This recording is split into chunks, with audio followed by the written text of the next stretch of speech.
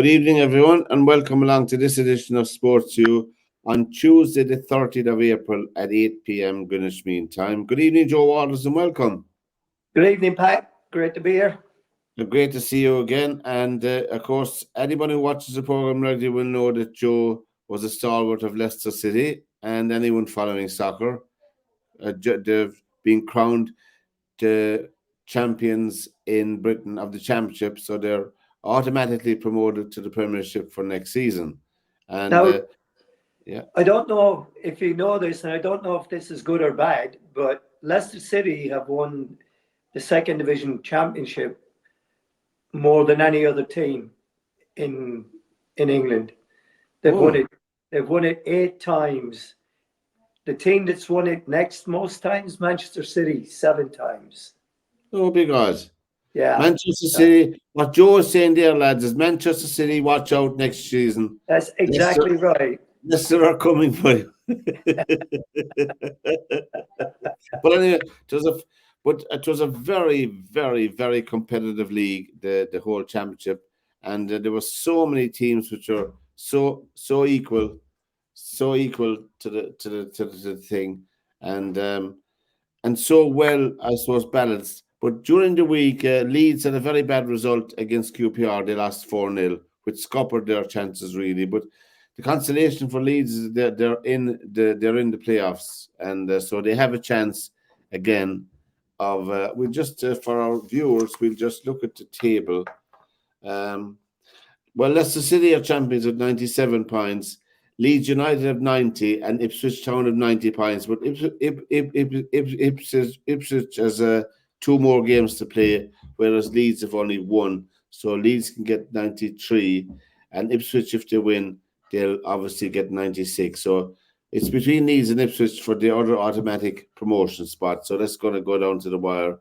And Southampton then are 84, Norwich 73, West Brom 72, and Hull City 70. So you can see that if Hull City win and West Brom lose, Hull City will replace West Brom the final playoff place in it. So really, it's been a terrific season for Championship football. And Joe, as we were saying before we came on air, they don't have VAR, and they survived 46 games without VAR. Yeah, no, I think it's great. I love watching it. Yeah.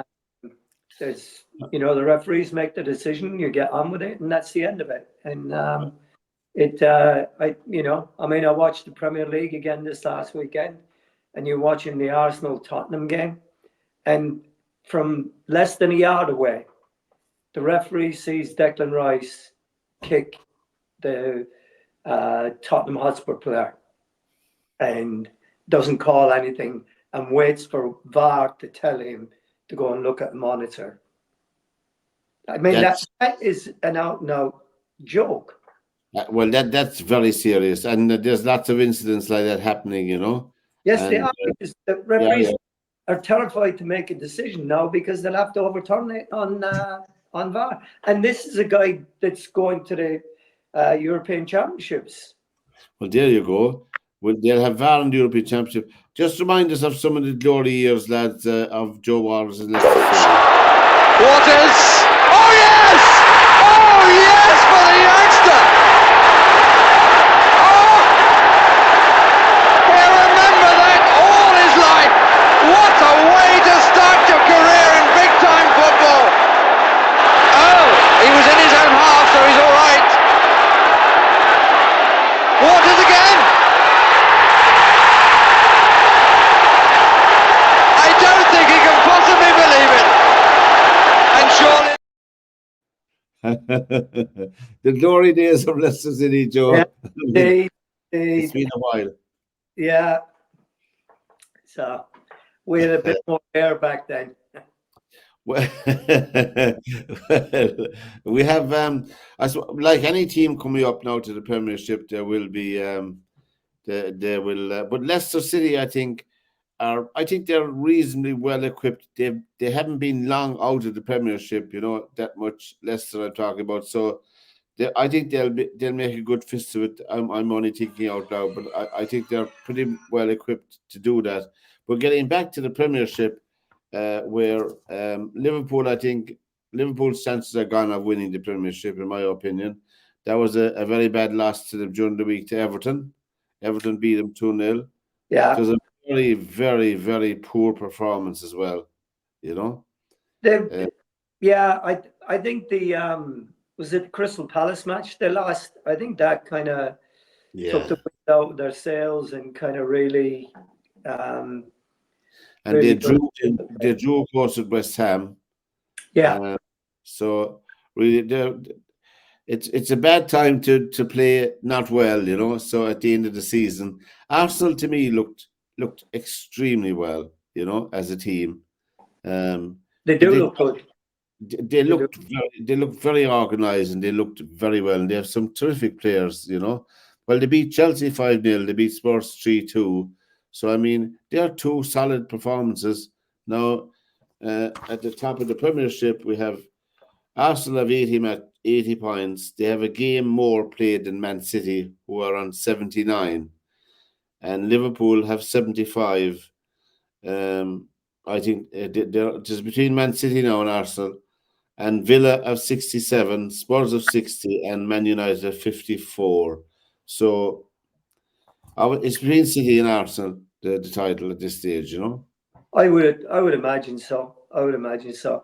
And it's it's one of those things. I have a sneaky suspicion for Man City just because they didn't play that well on Sunday against Nottingham Forest, and, Yes, and still managed to come away with a 2-0 win. they And did. of course, they brought on Haaland uh, just into the second half, and they were without Foden. So, you know, they they just have a knack of being able to win games even when they're not playing well.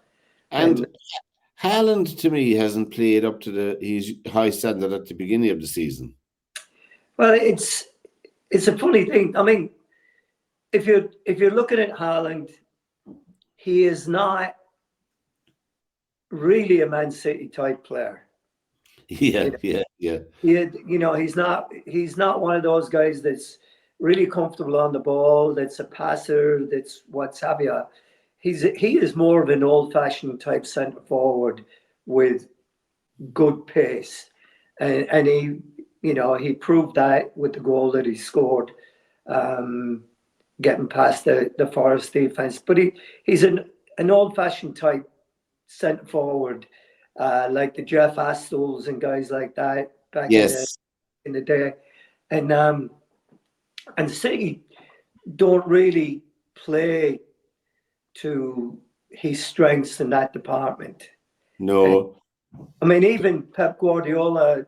I was watching a program, a documentary on the City and the treble, and Guardiola said in that he said, everybody talked about when we got Erling that he'd have to learn to play our way and he'd have to learn to play the City way. He said, but I kept telling my players, we have to learn to play his way. We have to learn to play to his strengths. Yes. And we even talked about it for a while because City have not been really putting the ball in behind defenders to have him run onto it like No. last year. I mean, when he was flying. So, but he's still a huge threat. I mean, he's still got 21, 22 goals, He something did. like the Premier And League. he was all injured as well. So I mean, and Yeah, he plays for his team, international football as well.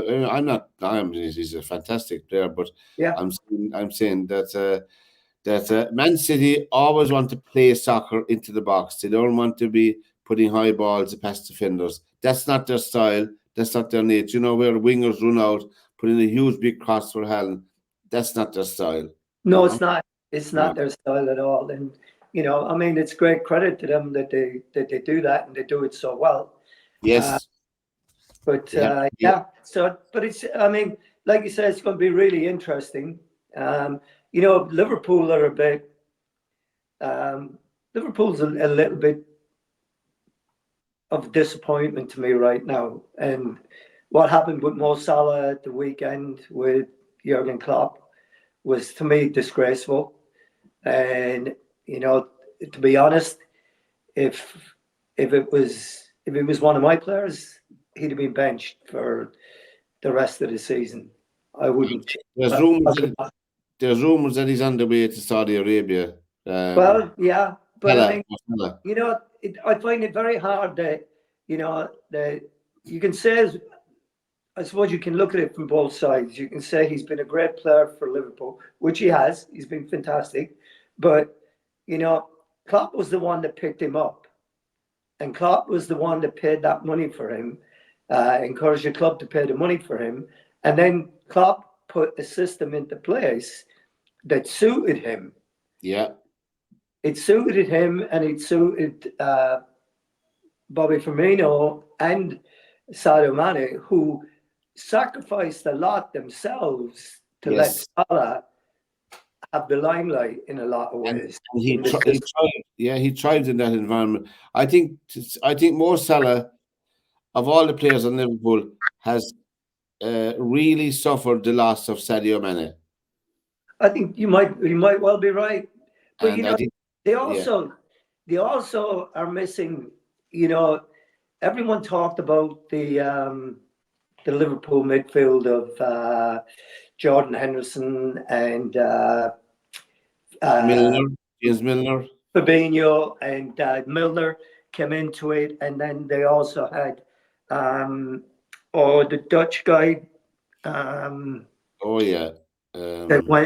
ended up going to Barcelona. I can't remember his name now, but these guys put in an enormous amount of work to allow Mo Salah and Trent Alexander-Arnold and Andy Robertson and Sadio Mane to be able to interchange and do the things that they were doing, because they were so solid in the middle that it were very hard to break down. And it's just to see Mo Salah treating somebody like Jurgen Klopp with everything that he's done. And I mean, I just thought it was disgraceful. And then to say, well, I can't speak now, or I don't want to speak now, or there'll be fire. Jurgen Klopp, when Salah didn't play well and wasn't performing and scoring goals, Jurgen Klopp did nothing but back him. Yeah, he stuck with him. Yeah, he stuck with him and backed up the whole way. And he did, and I mean, he's a player's man, and you're right. It was very unedifying, and he did leave himself down, and the club as well, There's no doubt about it. Yes, he did. And when you have two of your own teammates stepping in to get you away from it, I don't care who you are. Everybody at some point in their career has been dropped. Yeah, of course. Yeah. And so everybody in their career at some point has been a sub. And the whole thing behind that, you're left out for a reason. You're not playing well, or you're coming back from injury. One to two. Normally, when you're left out and you're dropped as sub, then you're not playing well. Right? And your job now is to shut up and get back on the field and prove the manager wrong. And that's do exactly, and do what you're paid to do, well paid to do as well, Yes. But and SportsView is the program here on theirmedia.tv, and don't forget, press the red button to subscribe to our channel. It's very much appreciated. And the season is winding down, of course, as we know, Joe. And there was a statistic out today. I was reading on one of the sports websites that the most supported team worldwide in soccer, club team, the most supported club team worldwide in soccer is Manchester United. Yeah, absolutely. Despite it's incredible. The brand is just astonishing. I was looking at the statistics. There's in the top 20. There's 4 English clubs. There's Man United, Arsenal, Chelsea, Liverpool, and Spurs are in there as well. Down, and Bayern Munich, Real Madrid, and Barcelona You know, all the usual things. Yeah. Of course, tonight as we're on air on Tuesday the 30th, the first semi-final of the European Cup is on between Real Madrid and Bayern Munich. And I don't know how it'll go. I'd fancy Madrid, but I could be wrong. Real Madrid. Yeah, well, like we talked about, I mean, Real Madrid are a different team when it comes to the European Cup, the Champions League. They just are. And, They are. They have an Indian sign over a lot of teams. It's 0-0 and after 15 minutes, so that's over in Munich. But you remember that club in Germany, Schalke 04? Oh Schalke? yeah. They're in danger of losing their status in Germany. They're in Division 2, as you know, the second division down, and they're 220 million euro in debt. Oh wow. And they've got a temporary license. They're only 4 or 5 points off the relegation spots, and they've applied and they've been granted a temporary license to keep going if they survive in Division 2. But there's no talk if they get relegated, because obviously if they get relegated into the third division, the debt will probably disallow them from continuing as a soccer club. Oh wow. That's how strict they are in Germany. And we've spoken enough about it here in of clubs in England, how they can circumvent the rules, Yeah. But it must be galling. I mean, that was a huge club, Schalke, Very, very. I mean, Oh. they've had guys in the German World Cup team, winning teams. Absolutely. I'm trying to think who their famous players were off the top of my head. But yeah, I mean, they were one of the names that you always recognize in the old days in Europe. All the competitions, you had Schalke 04 and you had Bayern Munich and you had Dortmund. They're all household names in soccer, not alone in Germany. I mean, look at Eintracht Frankfurt. Yeah. They played Real Madrid at Hampden Park in the European Cup final back in the day. It did, yeah, they did. That's true, yeah. That's true. Well, Ipswich Town are leading 1-0 against Coventry. Wow. So Ipswich Town, that'll be 93, yeah. And so if they win their 2 games, they'll go up with Leicester. But anyway, they're heading halfway there anyway so far. SportsView is the program. Tell all your friends about us. Press the red button on the right hand side to subscribe to us. We'll move briefly along, Joe, to Rugby Union and the Women's Six Nations Rugby wound down this weekend, last weekend gone, and Wales beat Italy 22-20, and Ireland beat Scotland 15-12, and England won the Grand Slam. They beat France 42-21. And the table was England were of the Grand Slam champions. France were runners-up. And Ireland finished a credible third. But what that means is those top 3 teams have qualified automatically for the next World Cup, Women's World Cup in rugby.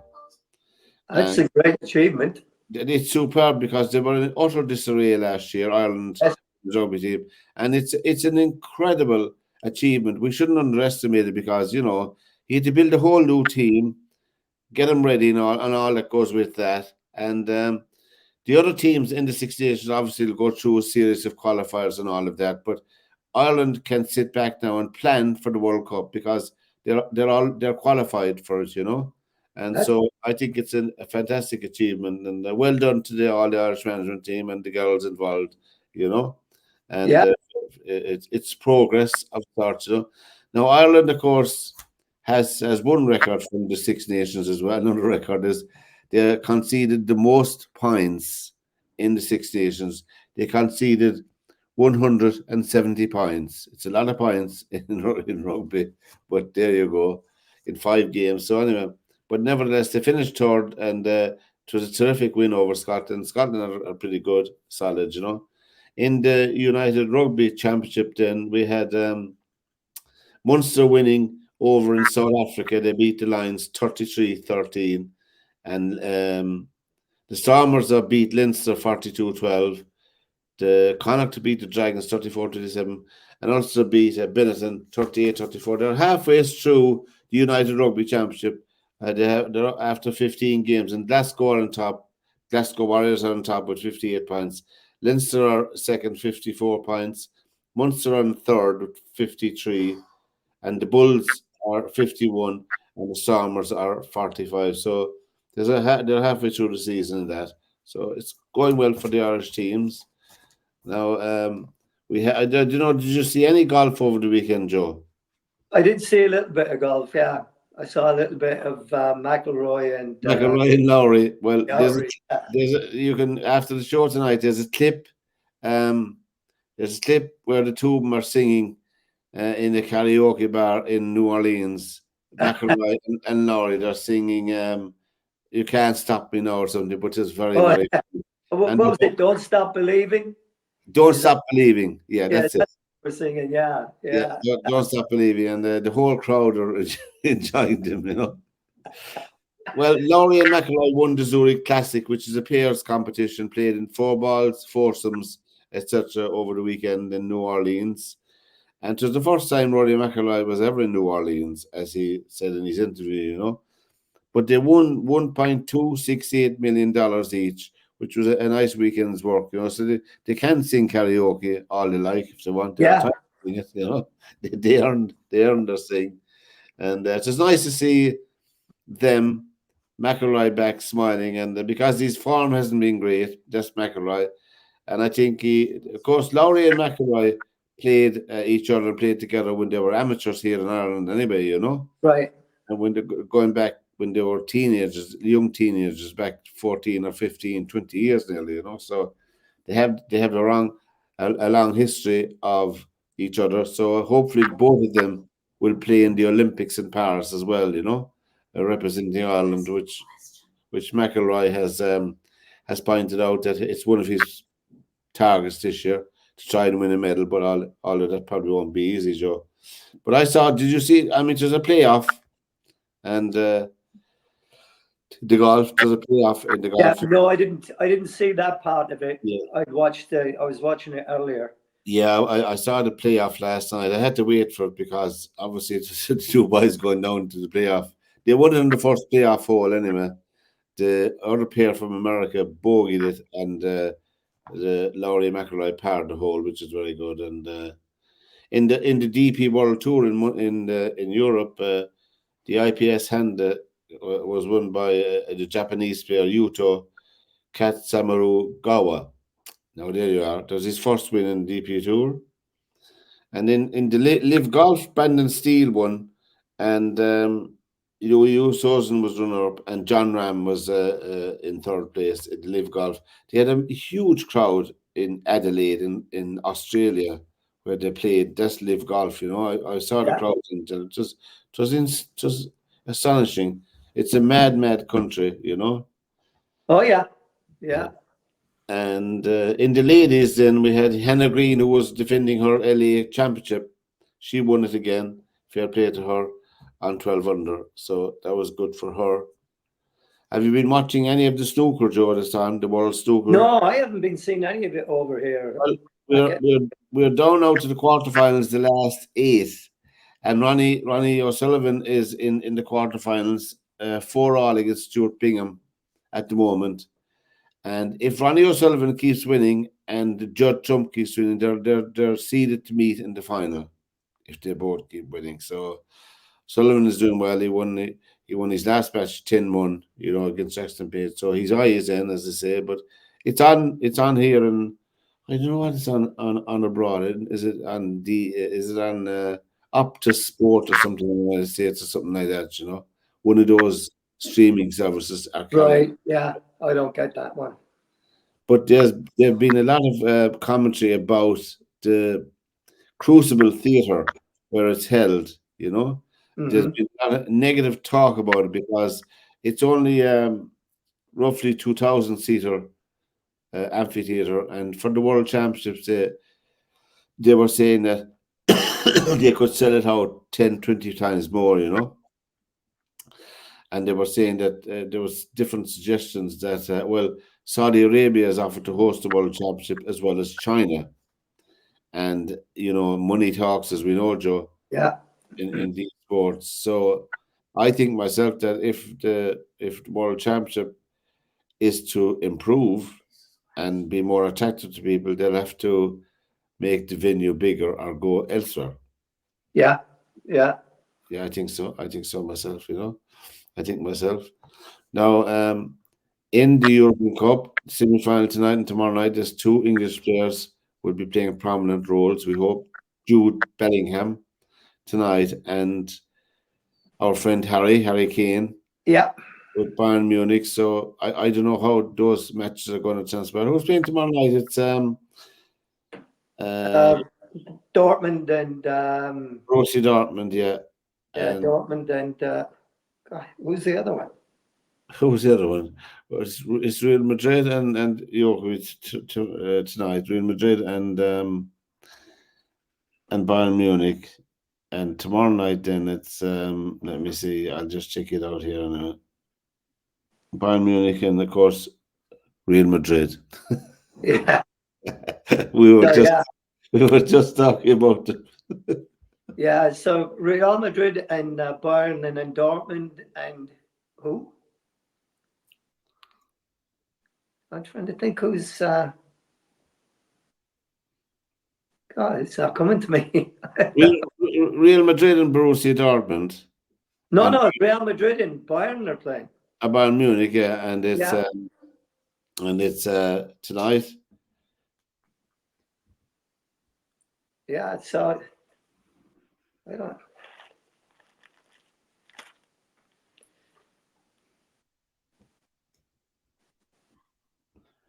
Yeah, Borussia Dortmund and PSG. That's it. How could we forget that? I know. How could we forget the multi-billionaires? And there's no talk about PSG, and I think they have a very good chance of winning the whole thing. Yeah, they have a good team. Yeah, they have a really good team. I mean, there's they, I mean, in the past they've kind of, I don't know, they just defensively they always say, "Oh, Real Madrid just gonna goal up against Bayern Munich." They always seem to just step on their foot in the latter stages of it.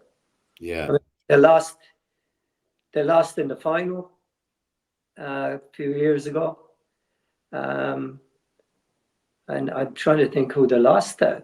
Who was it Dortmund? Was it Dortmund? I forget now. Yeah, they were fancy to win it anyway, Yeah.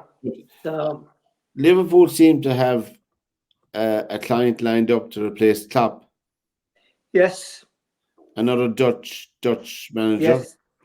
Yes. From Feyenoord, is it? Yeah. Feyenoord.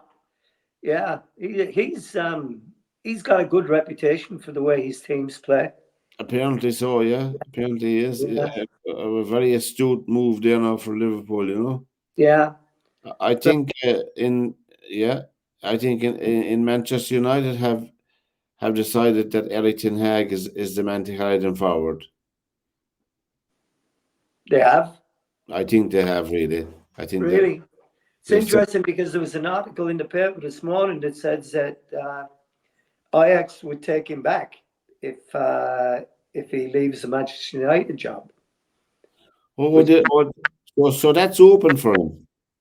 Yeah, that's what they're talking about. They're talking about the guy that's in there now being gone. And the Dutch, I mean, the Dutch have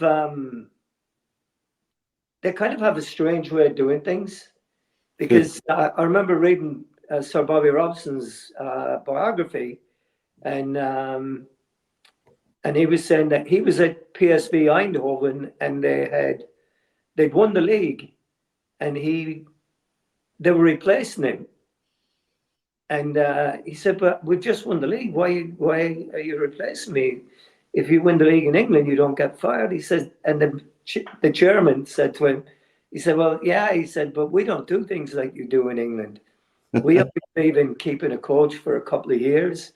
And he said, and he said, "I believe, that we make this change. And he said, you'll probably be back here in a couple of years' time as well. He said, so that's how things happen here. Yeah, people. And he was, so they don't tend to stay with coaches, for long periods. Like 20 and 30 years, yeah. You don't Yeah, get that. don't yeah. you? Although, didn't your man have a good run in Holland? Van Gaal. Van Gaal. Van Gaal had a good run, but he was in and out. He was was? in for a while. Then and of course, he took the national team job. And I think he had it maybe 2 or 3 times even, so, and the same with Ronald Koeman, he's had it a couple of times. So they tend to do that. The only thing with the Arne Slot thing is that he wanted to take his whole staff with him to Liverpool, and Right. his assistant manager, or he's the guy, his right-hand man, has decided not to go. Oh, Yeah. well, So that's an what interesting turn there. it is. And what about getting back to the promotion of Leicester City? Derwin and myself and Joe will be looking for corporate tickets. That goes without saying. Yeah. That goes without saying. So we'll be waiting for the. You have our address. You have our email anyway. As well as the next player, I'm entitled to 2. So Are you? yeah, Oh, so I can get 2 when I go back to is that Watford. for is that for every game? Yeah, anytime you go back, and you get 2 tickets for the game. So I talked to my buddy Alan Birchnow. Yeah. Because I was going to go, and I was going to take my daughter Lindley with me. Yeah.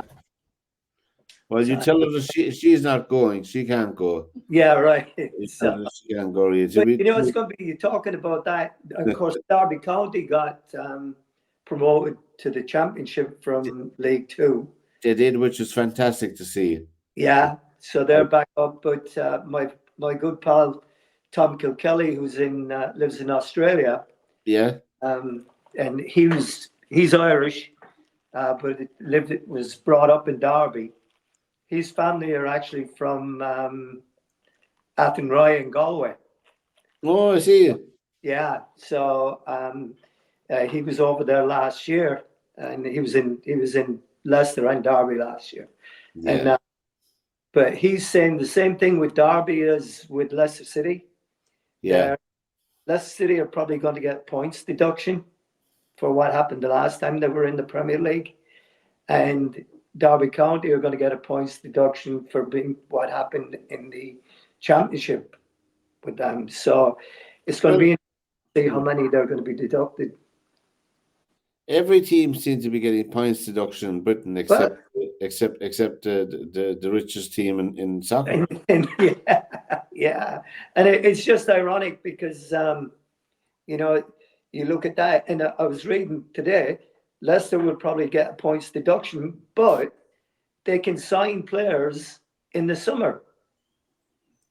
So they're still allowed to spend money to sign players because they're not going to enforce what had happened before or whatever. I don't know. And now they're talking about bringing in some kind of a salary cap in the Premier League. Yeah. So that's going to be interesting. Well, that will be interesting, but of course it depends on where they'll set the cap. I think what they do in many other countries is they look at your turnover, Mm-hmm. and then they look at the percentage of that. What's that in salaries? The percentage of your turnover, and that's the way they're tackling it in some of the countries in Europe. You can't go over that. You can't go over, we'll say 20% or whatever it is. Well, the Premier League is talking about, there are 2 kind of discussions on it. One is that it would be 5 times what TV revenue the bottom team in the division got last year. So that would have been Southampton, and that would have been 100 million. So 500 million would be the salary cap they're talking about. Then the other one they're talking about is 85% of revenue, which I think UEFA is going to that, has that going forward. Right now, they're dropping it in increments of either 5 or 10% to get to the 85%. So I think next year, UEFA has it that you have to be 85% of your revenue for your salary to go on play. And well, that will just favour the bigger teams. And that's the thing with it. And I think that's and the counter argument with if you bring it to 500 million, then it will make it unattractive for top players to come to the Premier League and play because they can't earn the money that they want to earn. So it'll make the league weaker and what have you. So yeah, I wouldn't buy that. I wouldn't buy that because when you look across Europe, you look across at Spain, Italy, and France, we'll say, and England, the main place where players move to more frequently than other countries, you know. Yeah. And most of the money, the highest money, is here in Britain in the English Premiership. It is. I wouldn't think that would affect players as much. I think that a team like Luton Town now, they won't be able to pay salaries like Man City.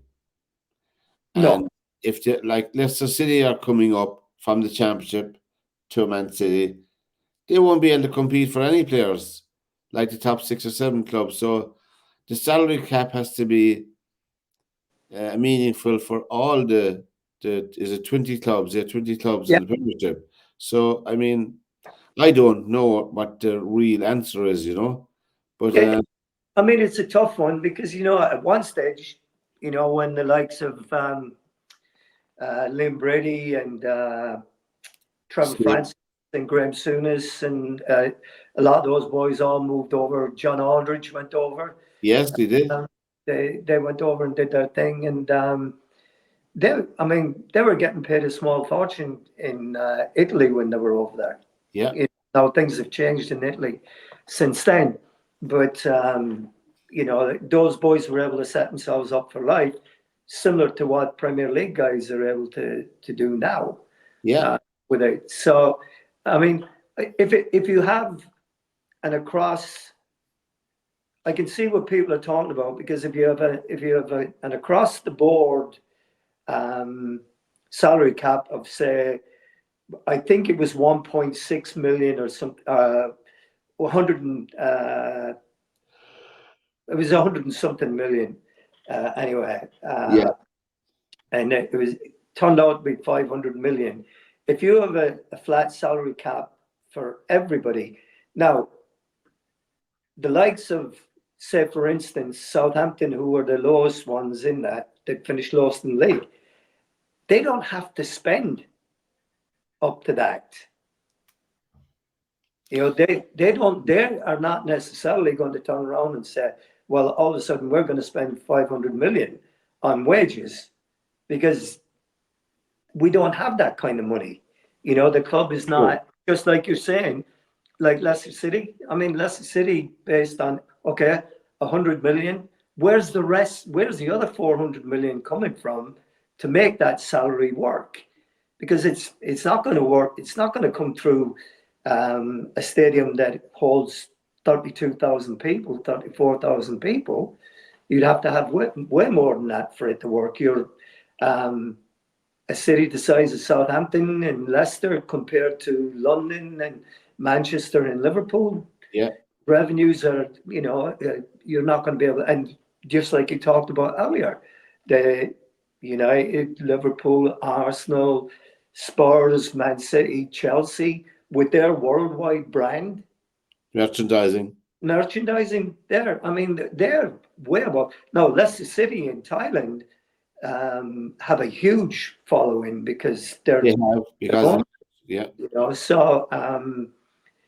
so they'd have something from there, but it's still, you still have smaller clubs that are not spending the money. And I think what they're trying to do is just trying to keep it so that the smaller clubs, the smaller markets, do not get put out of business by the bigger ones, and making it into a super league like they were trying to do with the European League that time with Real Madrid and all those guys, just pushing everybody else out of the way.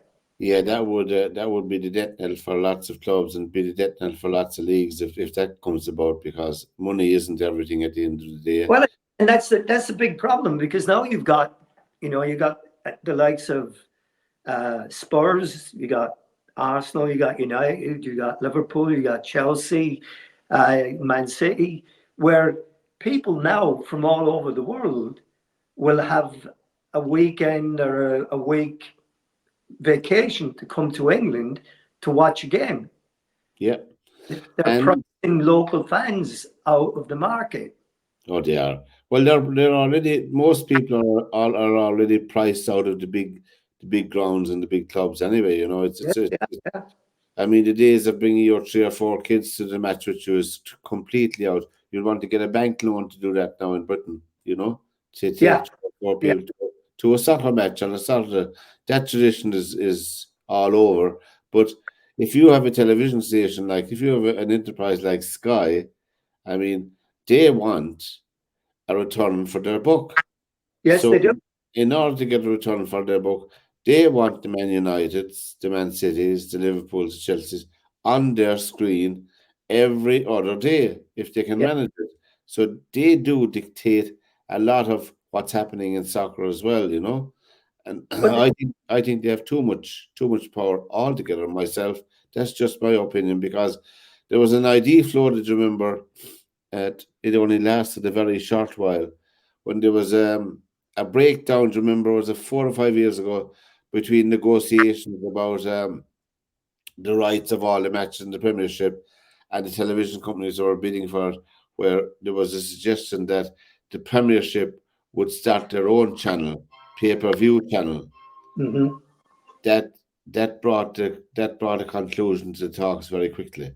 At that Yeah, time, I yeah. remember. But again, the cost of doing that kind of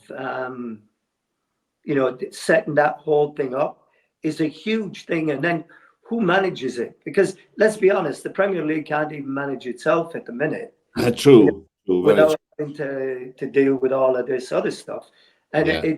it's one of those things, It, so you were talking there earlier, which is absolutely true, is that Sky and the TV stations dictate what clubs, what teams, and what times they want the games at. But the clubs want the money.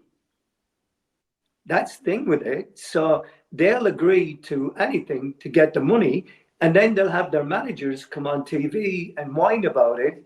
Well, Yeah. it's too much for this, it's too much for that. Well, then give half of your money back and only play half the games on TV. They're not going to do that. Just play 3 o'clock on a Saturday, no Sunday games. And there you go. If Yeah. they want And that, no, but and no Monday night football games, and no Tuesday night football games, and no Thursday night football games. It's like, yeah. I mean, the thing is that they want to have their cake and eat it in all ways, and it's just in the nature of the beast that greed takes over, and as usual, it's the fans, the people that care the most, are yes, the ones that get affected. And again, I was talking about Sir Bobby Robson earlier, and there was in his book, he said, "What is a club? A club is not the stadium. Club is not the stadium. The club is not the directors. It's not the players. It's the people, and it's the little kid that's brought by his father to a game, yeah, and he walks up those steps, and he looks out on that green patch of grass for the first time and falls in love. And that's what the club is. That's what a club is for the people. And we're losing that in the Premiership. We're losing it because I'm seeing online. I don't know if you followed it, but all the way through this whole thing with Leicester City, guys are going to away games and they can't get tickets for away games. Does anybody know if anybody that's got any tickets? I'm going to Preston on Tuesday or Monday, whatever day it was, and somebody was talking about I'm going down to Plymouth. That's probably a 4.5, 5 hour drive from Leicester to get down there to watch a game. Yeah. And they don't have a ticket for it. So it's it used to be at one point that you could travel away and pay at the gate. You could, yeah. Knowing full well that you were going to get in. The same is happening now here in the GA in Ireland. You have to. We're all encouraged to buy our tickets online. The day of the dad going with his son and paying at the gate, going in, I'll lift him over the gate to his buddy. That's all gone. That romance of going to the matches, it's all over and done with. Everything is corporate now. And, that's at the Marcus Field. Hey, mister, help me over the style, will you? Yeah. Come on, son, hop over and away you go, and you're out there and you're watching your heroes, Kevin Fitzpatrick and Joe Kelly and Al Finucane and all the lads that were playing for Limerick at the time, and that's where the love of the game comes from. And as soon as that game is over, you're down to Garryowen and the green's down in Garryowen. The ball comes out straight away and you're playing there. So that's, and then who's who today? Who are you going to be? Well, I'm going to be Dick O'Connor. I'm going to be so-and-so. I'm going to be Al Finucane. I'm going to be Joe Manny. I'm going to be Andy McAvoy. Whoever you want to be, and it's that was the magic of it. It was, and there's been a few disappointments, personally speaking, for me in the Premiership, and I think one team that did disappoint me, I thought they were destined for better things, and that was Newcastle United. I thought they had a squad that could compete, so much so that I predicted they would be in the top four, but that's a great point, actually, and a lot of people did as well.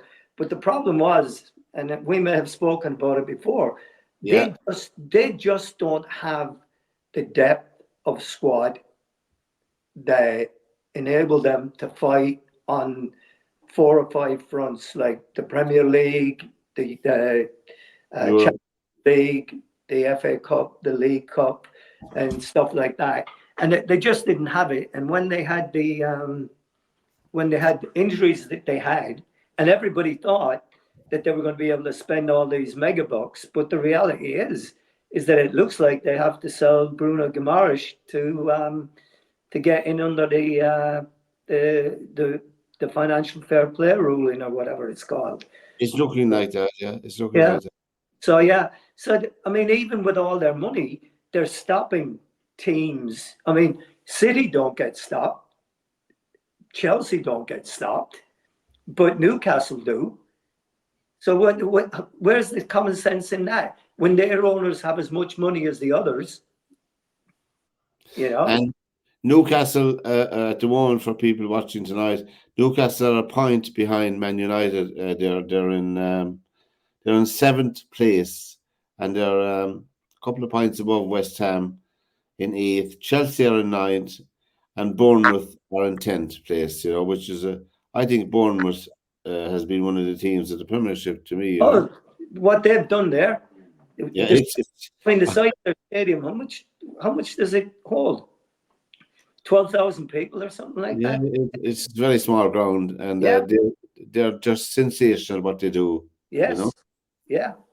And I have another soft spot for Crystal Palace because our buddy was with them for a long. They're in 14th place on 40 points, and they've done extreme. Everton have got out of the relegation zone. They're on 36. Yeah. Brentford 35 points. Then there's a gap to Nottingham Forest on 26. and the bottom three are Luton on 25, Burnley on 24. Could they perform a miracle? I don't know, like they often do. Well, it's it's going to be really interesting because the last match of the season has Burnley playing Nottingham Forest. That could be a relegation battle. It could be. Could Very well be. Yeah. And Forest are only 2 points ahead of them. Yeah. So it's still interesting and exciting to watch the soccer. Oh yeah. Real Madrid is still 1-0 up on Bayern Munich. That's a two-legged affair, is it? Yes. Yeah. Yeah.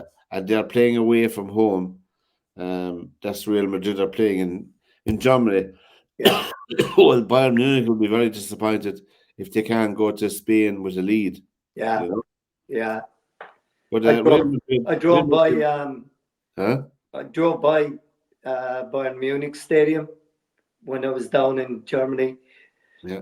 Visiting my excuse me, my daughter. What a stadium that looks like. Absolutely unbelievable. Yeah. Just absolutely unbelievable. It's like, yeah.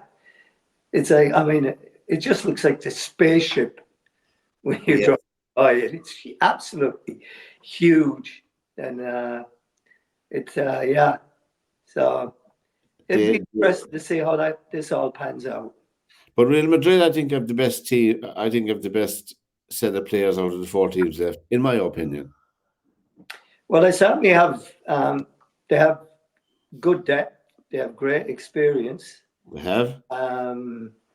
So, and they've got a fantastic coach who knows how to get the job done at this stage of the competition. So, when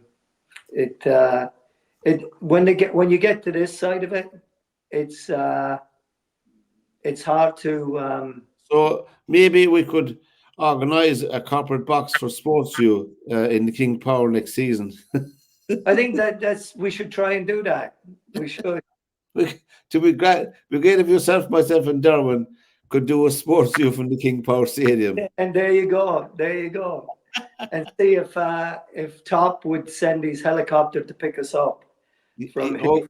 Well, that would be the icing on the cake, yeah. Wouldn't it? Just yeah. So it's going to be. Are you planning to go to some of them? Well, they actually, funnily enough, last week I did an article for the Match Day magazine. So it's going to be in the either this next one or the one early next season. And they were talking about getting me back there and visiting the stadium and what have you. So yeah. I am still held in some esteem back there by people of a certain age, So, yeah.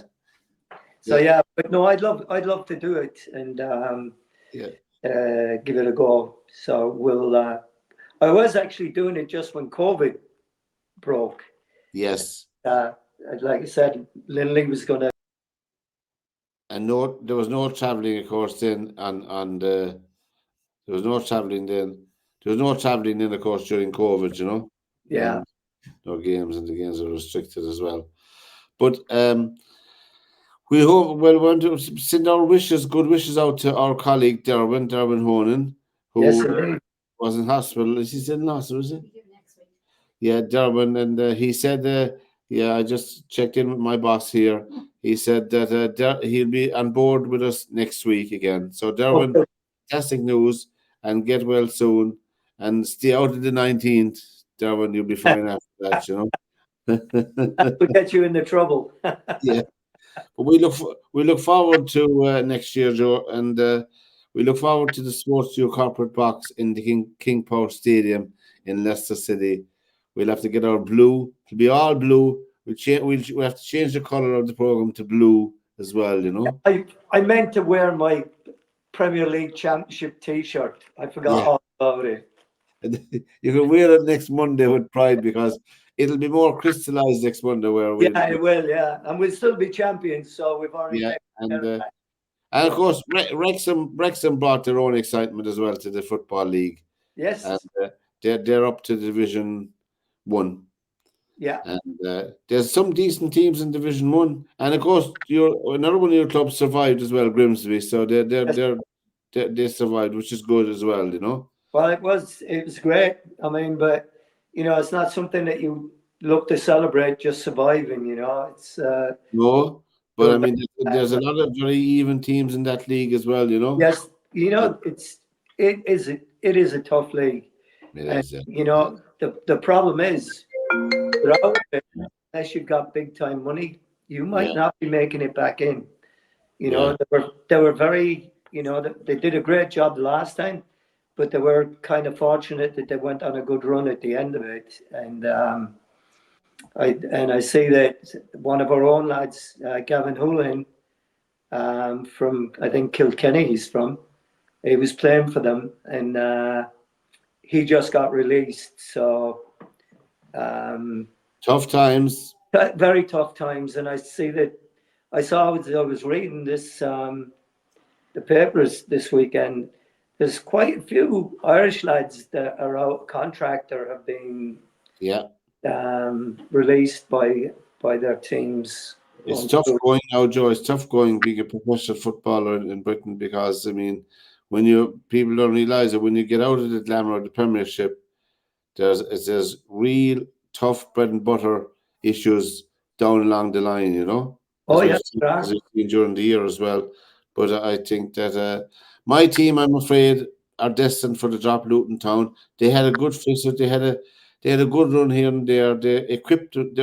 They competed generally okay, but I think they need more investment in the club in players. I think they need a new manager as well. In my own opinion, Rob Edwards was with them coming up, but I think that yeah, he made an awful lot of mistakes in different matches, different games, and I think that I'm not blaming him right, for their relegation. The players have to play on the field, right. and they brought a certain excitement to fans in Kenilworth Road. But I hope they'll survive. But who knows? Who knows? But I hope they survive. But when you look at the clubs that are around them, like Sheffield United.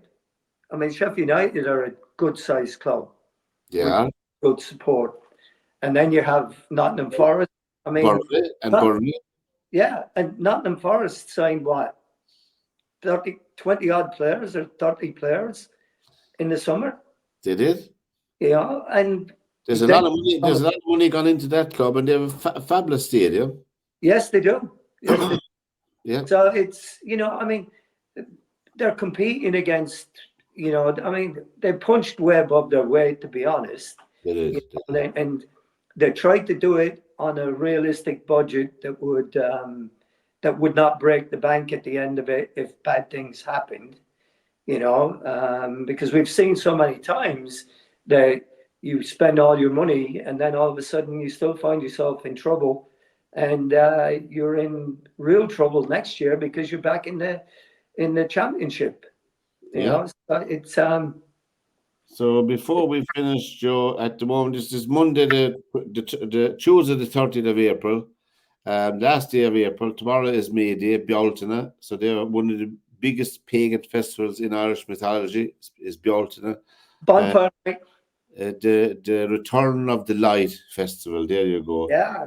And Do we still do bonfire night in Ireland? Bonfire Night is tradition in spots of Ireland, parts of where I grew up now in Norcork. It was a huge thing. Bonfire Night in all the villages. So Bonfire Night tomorrow night. Oh yeah, we used to have it in the middle of our little green in Kilmurray Avenue, and There all you are now. out, bringing There the you are. chairs out from the houses, the sing song, the whole thing. It was great. You can start up the tradition in Seattle.